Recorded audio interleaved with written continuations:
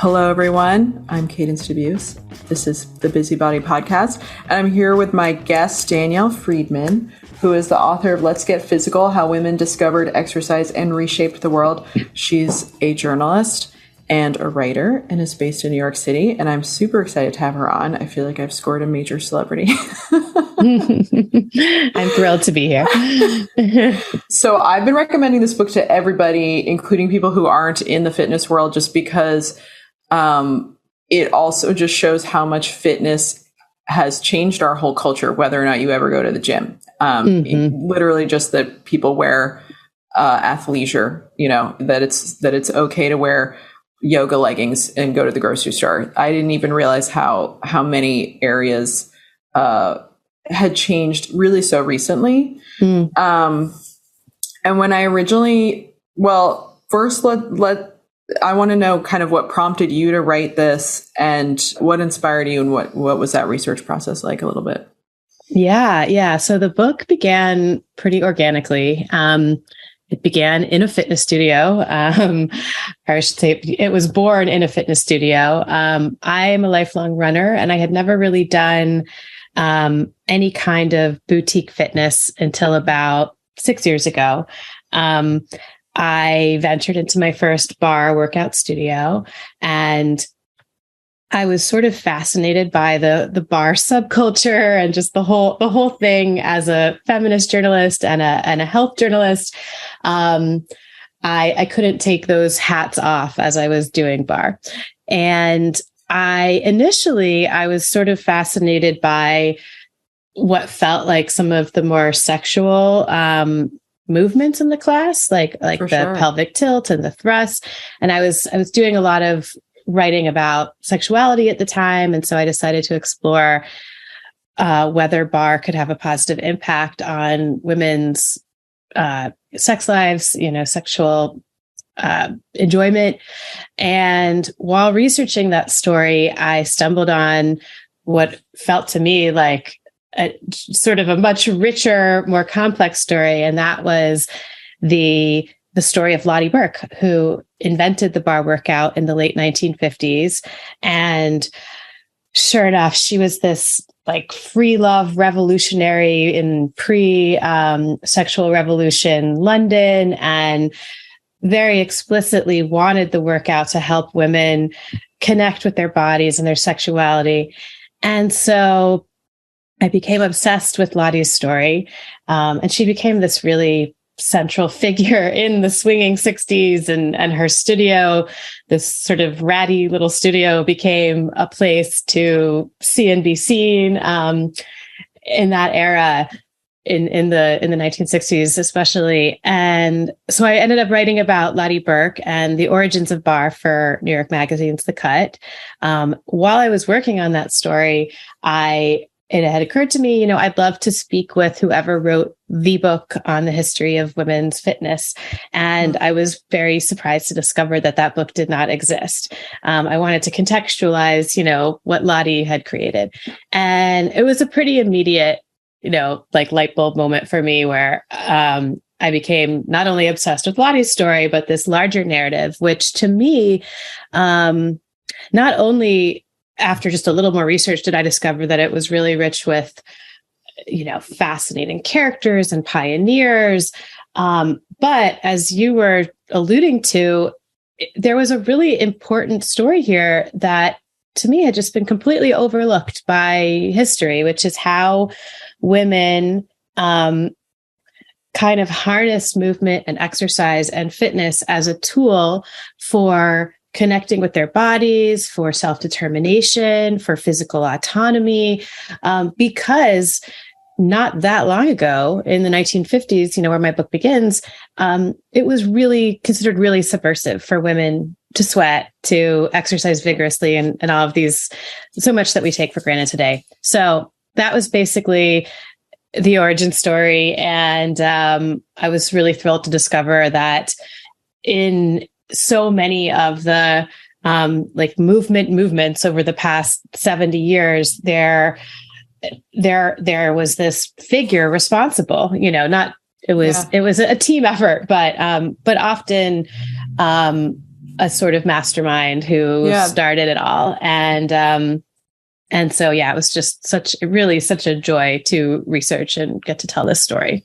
Yeah, it's absolutely fascinating. There really are these kind of maverick women, one after the other, who are so interesting, so unique, and so determined, just really blazing trails alone, you know? Yes. I mean, obviously supported in various ways, but for so many of them, literally being the first person to think of something, or in some instances, join places where only men had been before. That really goes into one of my bigger questions, which is that I really felt like this is such a feminist book in that it charts story after story of women gaining financial success, physical empowerment, all from these niche fitness industries that they create. And it almost feels like that's like a hidden narrative, or really just because we live in a culture that doesn't uplift any female stories or leadership. It's totally overlooked. But I think the thing that interested me as well was that all these niches, jazzercise, aerobics, they started as these places for women to be connecting to their bodies, empowering, community oriented. And then once they became mainstream, then they just turned into the regular old capitalist misogyny. You're too fat to join this aerobics class. You're too fat to wear this Lycra, you know, but originally had been really open places and really inclusive and inspiring places. And that was fascinating. It was just like story after story of like a woman starts this fad, basically. Everyone gets super excited. It has a run that is very female centered. Then it gets bigger, and then it's like it's done. Kind of, it's mass culture. It's gross. People feel like they can't take part in it anymore, or they're pushed out of it. And then the next maverick woman kind of starts a new thing or something like that. Do you agree, or is there? Yeah. Well, yeah. And just, I was really fascinated by the way in which fitness was this sort of sneaky source of power for women, particularly at times when women did not have a lot of social or political power. And I think you're right, but I would say that in many cases, and so much of this is just sort of, it was the like, these women and these movements were the product of their times. Because women's strength has been so threatening for so long, even though the women themselves were quite feminist, even if they didn't call themselves that, you know, and believed fully in women's equality, they would often sell whatever workout, you know, they were championing as a way for women to become more conventionally attractive and to lose weight, more desirable. And, you know, I think that particularly in like the 50s and 60s, these women, they were also, you know, they were entrepreneurs. And I think they were savvy in recognizing that, you could only kind of push the limit so far. Like you could, if you're going to make the case, and I'm thinking particularly of Bonnie Pruden, who's one of the godmothers of women's fitness. If you're going to make the case that women could can and should do push-ups and needed to build muscle, which had been historically so associated with men, you know, she I don't know if there was another way, but she kind of recognized that selling it as a beauty tool is saying, well, no muscle, no curve, you know, this will help women hold on to their honeymoon figure. It was like a successful business strategy. And so there was this kind of radical messaging that was often almost, you know, masked a little bit by the packaging and the marketing, but it had, you know, when you look at the arc of the story and the arc of history, it has led little by little to progress. And one of my goals was, by exploring this history and how we got to where we are today, and kind of, you know, the hidden forces that have shaped both fitness and the way we think about our bodies, like the hidden patriarchal forces and capitalist forces, we can we can start to untangle all of the mixed messaging and really harness the potential of movement and fitness for women's bodies and for our actual well-being, and begin to separate it from the pursuit of, a particular body ideal. Yeah, I mean, that's where I found this book really moving as someone who is in this industry. I didn't realize how much I was fitting into a lineage, like so much like a puzzle piece that I could really trace, even just growing up and kind of being a teenager, kind of in the early 90s, that I used to lift weights at a gym and didn't realize that was actually still so new that women could be in a free weight room, for instance. Yeah. And that I just had access to that. And then me and my girlfriend would just lift weights together after school. And that was like our cool after school activity that we did together.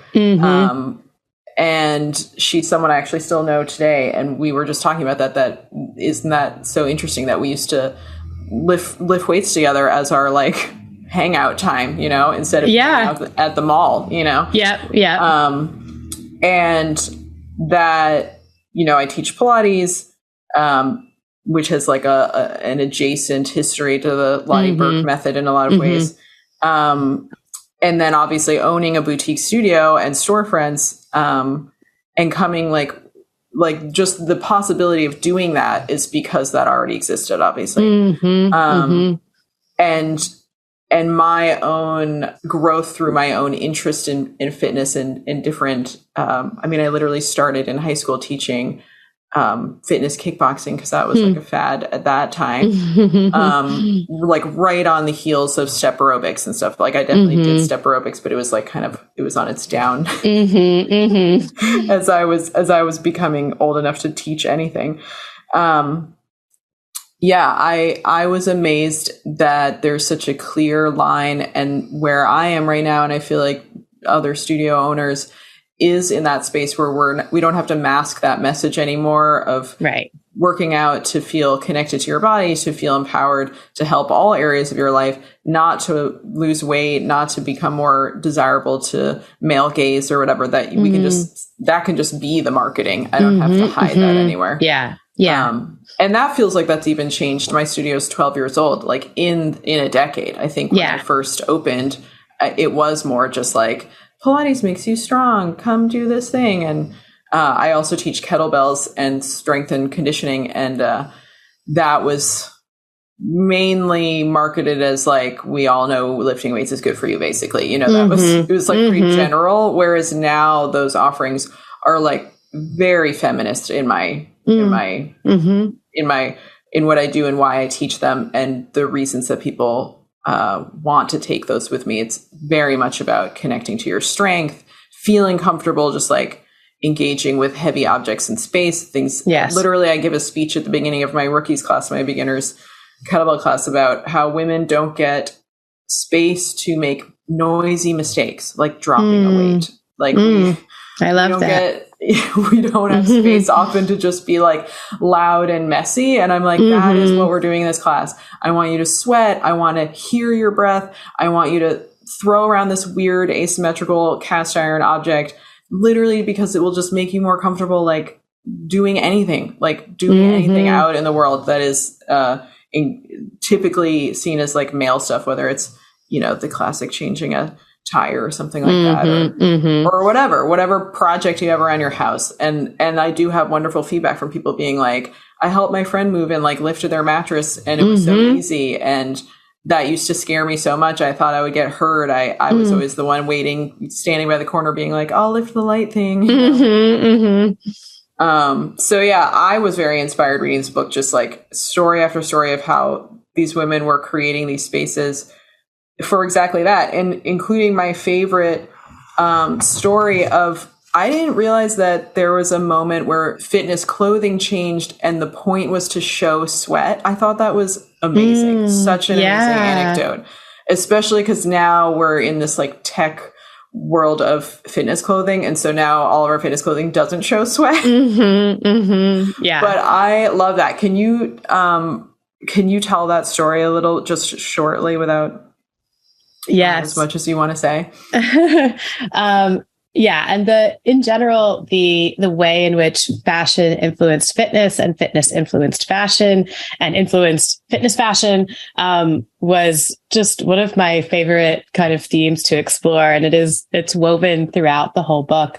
But yes, so specifically, the story of the birth of Lycra and how Lycra became kind of the fiber of fitness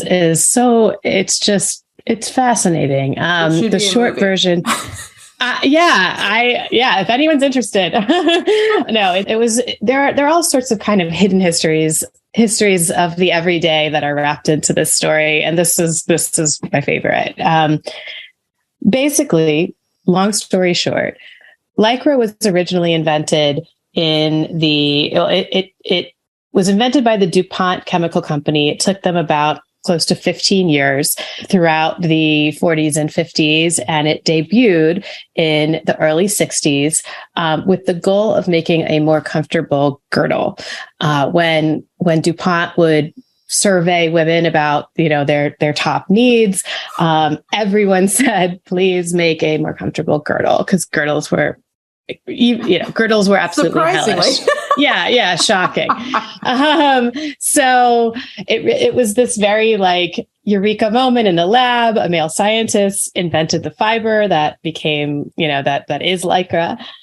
They started producing Lycra girdles in the 60s, and at first they were a huge success. Then, sort of bucking trend and bucking history, girdle sales started to fall. Everyone had assumed that young women, teenagers, basically like young baby boomer women would dress like their mothers, but we were entering into the period of women's liberation and nothing represented, women's oppression more than the girdle.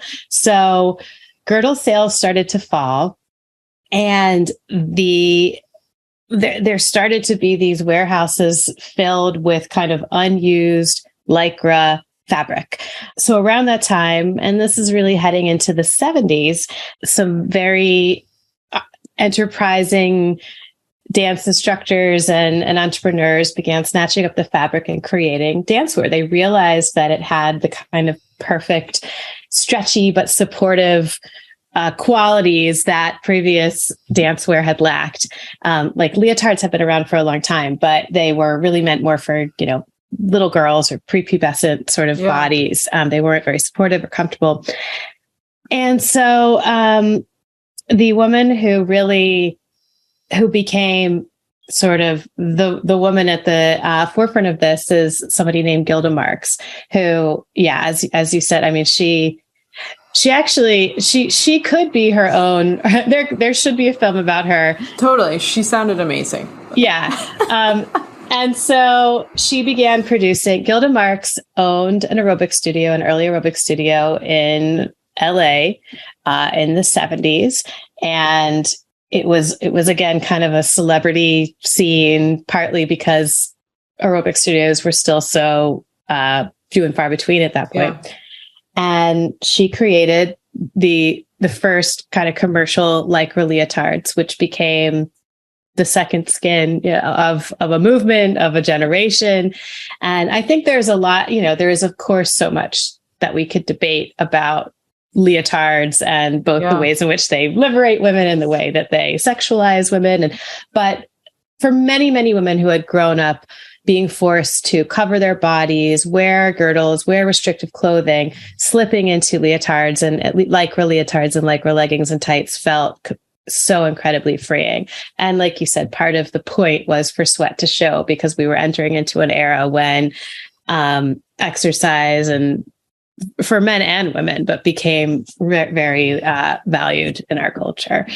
Yeah. So the irony of the fiber that had originally been invented to keep women constricted then became this fiber of freedom is very satisfying. Yeah, it's cinematic. It's really like, it's one of those stories where you're just like, you couldn't make that up. Like it's just the image of these, rolls of unused Lycra suddenly being used to free women. And it makes me just think of all those images. You can think of Jane Fonda any classic kind of 70s aerobics video with everyone looking so sexy and looks so fun and so alive, really. Just like it's exciting, and it's amazing to think that was coming from this fabric meant to restrict and constrain and make all these women so uncomfortable and hide their bodies. And it's amazing. You could go, it should be a movie. You could go on and on about it. I have to just add, even while it was happening, some of Gilda Marx's clientele, including Barbra Streisand, thought that her life should be a movie. Barbra Streisand, the kind of rumor is she tried to pitch a movie about Gilda's life. And it ended up turning into this movie called The Main Event, which is not about Gilda at all, but which stars Barbra Streisand. And one of the opening scenes does take place in Gilda Marx's studio. She's teaching. You can see her in action in the late 70s. You can see Barbara and all. Oh, that's so cool. Yeah. And it's the movie itself, I have to say, I mean, it was pretty widely panned. It's kind of tough to get through, but that opening scene is worth it. Yeah. The other big through line that I saw, which I also relate to, is that so many of these women had some kind of childhood trauma or just struggle in their early life and found their way into fitness, and that niche that either they created for themselves or for the woman who really became the first woman running in any way that paved the way for other women to be able to run, which I still can't believe how recently it happened that women can just like join the marathon or run in public, and lifting weights and doing bodybuilding, all these areas where they broke into traditionally male fitness spaces. They seem to really find a lot of healing and grounding by literally being connected and empowered with their own bodies and then sharing that with other people. It was another place that I was like, oh, I'm part of a whole lineage. I had no idea. Can you say more about that? And kind of were there strains in the book that you saw emerging, but, you kind of had to edit down or whatever to keep your overall theme? Because you could write a whole book that's like just about that. Well, yes. I mean, in general, that was one of the biggest challenges was just, trying to, I had the fortune and the sort of challenge of having so much material. But you're right. I'm thinking about Lottie Burke, the inventor of barre, and her early life was, she experienced kind of trauma after trauma. Her mother died when she was young. She had to flee Germany during, basically Nazi Germany, and her father ended up dying in a concentration camp. She was Jewish. I'm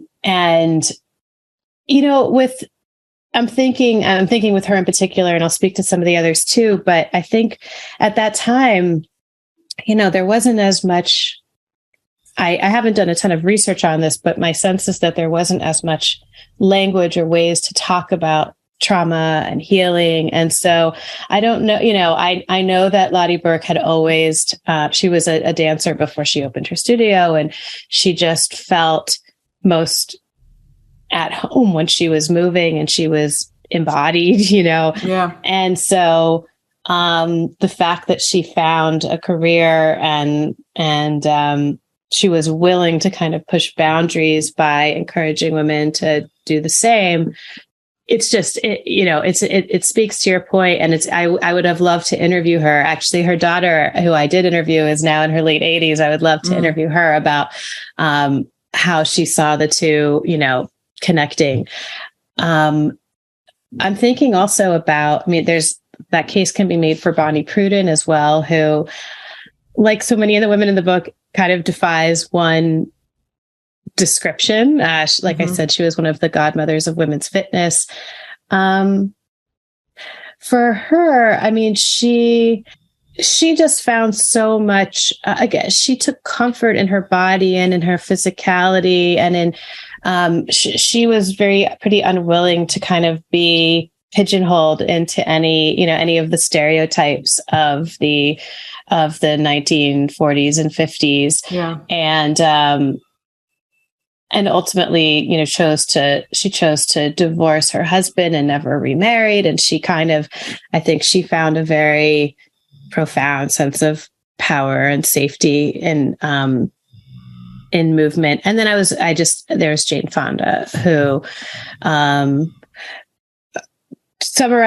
boiling down her story. I mean, with Jane Fonda, because she's such a public figure, I really wanted to show how she and her story and her fitness legacy fits into the larger narrative of women's fitness. And so it was very challenging condensing her story into just one chapter. But I talk about in the book how her mother took her own life when Jane was a little girl, and she had a very lonely, traumatic childhood, a very difficult, strained relationship with her father, the actor Henry Fonda. And before she even went into fitness and aerobics, she took so much comfort in ballet and in her case, even though, she was so committed in part because, she was very focused on being thin, and dance helped her. But she's talked about how it was one of the few times when she felt this kind of tenuous connection with her body. So every woman's story, of course, is different, but it is fascinating, and I agree. It's a thread throughout that whatever challenges or traumas some of these women faced as young women, they ended up finding comfort and power in their own bodies, which in many of these eras was very unusual. Yeah, it was really interesting to me because I think that's a place that, even though there's a lot more research and it's kind of, again, very recently, I feel like, discussed and written about, it still feels like new information to a lot of the general public that fitness or movement or exercise can be a way of healing and connecting with your body, including vigorous exercise. Because I think there is a lot of yoga is good for anxiety. And a lot of yoga can be very, very vigorous. But generally the idea is you're doing something slow and very gentle, or something else that's very slow and gentle, going for a walk, stretching, but lifting weights, running, doing aerobics. I post videos all the time that the best anxiety relief is jumping around, essentially doing aerobics. I literally mainly run just because it's better for my mental health than anything else. Like I have no bigger running goals, Yeah. And I've always found a lot of comfort in lifting weights. And when I bring that to my clients, like, really my clientele are people who don't feel comfortable in traditional gyms or whatever, for all of the reasons, whether feeling self-conscious or feeling like they're not coordinated or they don't have a background in sports or movement, so they just feel overwhelmed. The feedback that I get from people when we start moving together and they're like, oh my God, I feel so much better. I thought I was going to hate this. Or like I'm seeing this bleed over into my life where I actually feel the strength that we're developing. It makes me just feel stronger as a person. I just feel better, and I think it's amazing that that's, again, it's like this sort of like hidden through line to all these women's stories, maybe not even fully acknowledged for some of them. And it's like, I feel like even in the next 10 years, there might be more written in more mainstream stuff. Just what about exercising, not for that outside appearance or for losing weight, but just purely because you will just feel better. You'll just be a more mentally balanced, happier person. Yeah. I think so. I hope so. It's, I recently wrote about, trauma-informed weightlifting, for the New York Times. I'm trying to remember. We might have even we probably messaged about it. Yeah. Because basically a theme that I saw over and over again in the book, and that I've experienced personally too, is that, physical strength can translate into other forms of strength, whether it's kind of emotional strength and resilience, endurance, confidence, the strength to kind of make necessary change in your life. And I was really interested in that theme. And I just, the story that I ended up working on was so inspiring to me. I interviewed both many trainers, trauma-informed trainers, and people who have benefited specifically from using weightlifting as a tool to work through PTSD and other forms of, trauma. And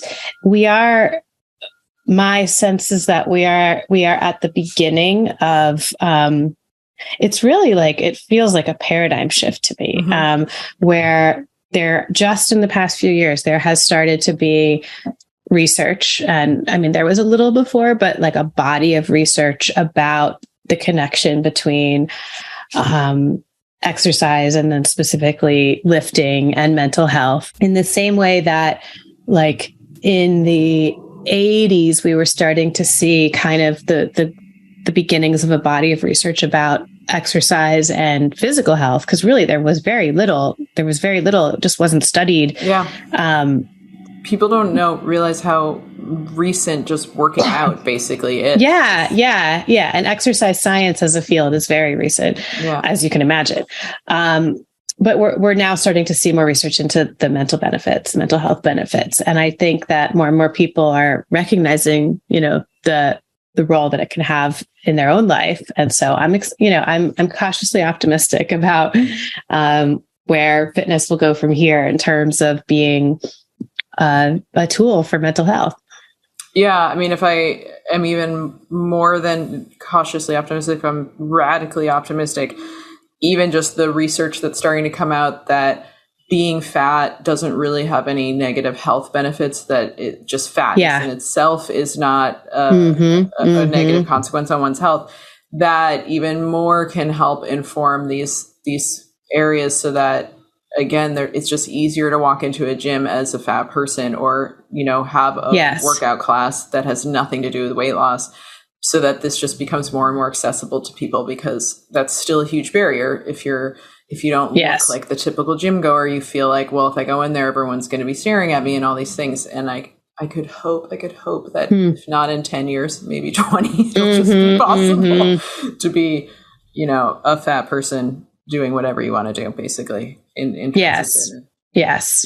Yeah. We've been so sort of indoctrinated in the idea that a fit body is essentially sort of a fatless body, a thin body.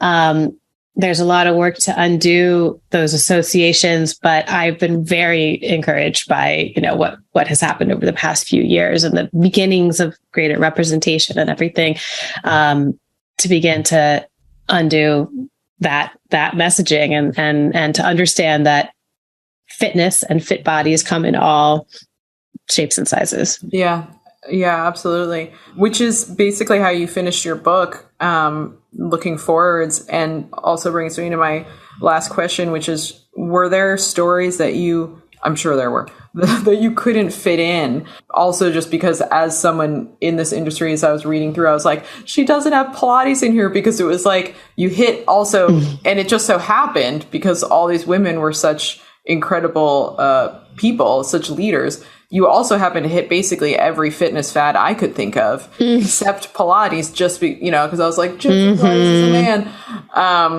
But you got yoga in there, despite yoga mainly being from having a lot of patriarchal background. I mean, that is in male history. Were there places, was there a Pilates story that you cut out because it wasn't big enough? Because he obviously had plenty of famous female teachers, but none with as much kind of cachet as his own name.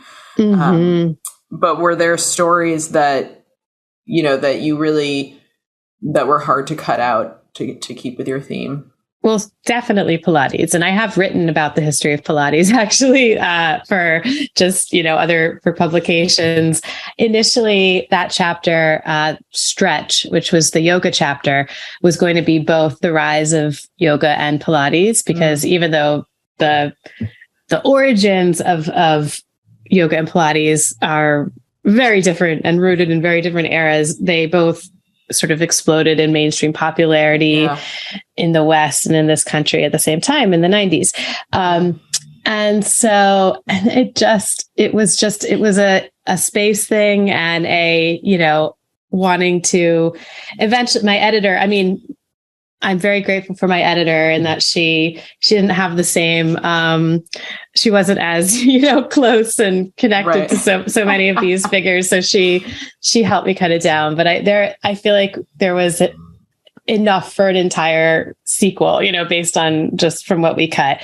And I was for a while thinking with Pilates of trying to tell the story of, Clara of Pilates, Joseph Pilates' wife, who was apparently was maybe more hands-on and a gentler figure. And so many of his acolytes too were women. Yeah. So I was very sad to not be able to include Pilates. I initially had a spinning chapter as well. And there's the history of the bicycle is extremely feminist, and it allowed women a sense of freedom and autonomy. It was part of the reason why women started with pants, right? Bloomers and pants. Yeah. Even I've a few people have I've gotten, I've been asked why CrossFit does not have a bigger role in the book. It's mentioned, are really into yes. I'm sorry. It was purely a space thing. I mean, the book as it is, it's like 300 pages. So I didn't want to lose readers who didn't have it in them to go beyond that. But the nice thing is I get to continue in my role as a journalist covering all of these modalities. And so I hope to work that history into future stories. And things like absolutely. That. Yeah. Well, I just really appreciate your interest, especially since you don't teach fitness. And it felt really empowering for me just to read this history not in a dry way and not on a Wikipedia page, but really beautifully told. And it's helped me really locate myself in that history. It's inspired me about kind of what legacy am I leaving behind, even though I'm not Jane Fonda, not trying to be. Yeah. But there's time. You never. Yeah. Well, I definitely was like, I think I should write a book. Everybody wrote a book. Yeah, we should talk. But I so appreciated this, and I hope you do write another book. I would read the sequel to that. Thank you. But it's out on paperback, and people can buy it, I'm sure, everywhere, right? Yeah, kind of wherever you buy books. It just came out in paperback, and I so appreciate all of the kind words about the book. The whole project has really been a labor of love for me. So it's really great to get to keep talking about it. Oh, fantastic. Thank you so much. Thanks for being on Busy Potty. Thank you so much for having me.